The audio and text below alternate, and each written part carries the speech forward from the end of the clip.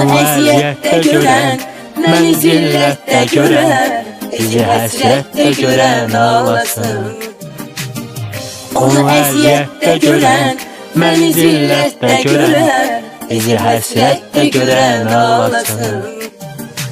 Ətrimi güllərdən alıb qoxuyursan, yuxumda saçlarıma çələng toxuyursan, sonra oyanıb dərdli oxuyursan.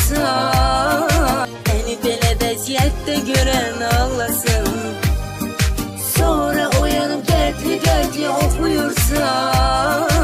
Məni belə vəziyyətdə görən ağlasın. Onu əziyyətdə görən, məni zillətdə görən, bizi həsrətdə görən ağlasın. Onu əziyyətdə görən, məni zillətdə görən, bizi həsrətdə görən ağlasın.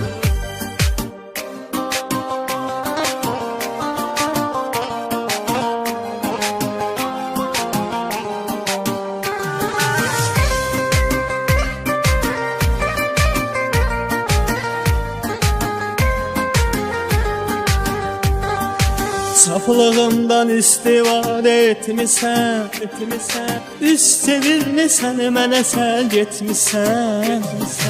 İndi gözləri yaşlısan ağlama, ümidsiz bir insana bel bağlama. İndi gözləri yaşlısan ağlama, ümidsiz bir insana bel bağlama. Onu əziyyətdə görən, məni zillətdə görən, bizi həsrətdə görən ağlasın. Onu əziyyətdə görən, məni zillətdə görən, bizi həsrətdə görən ağlasın.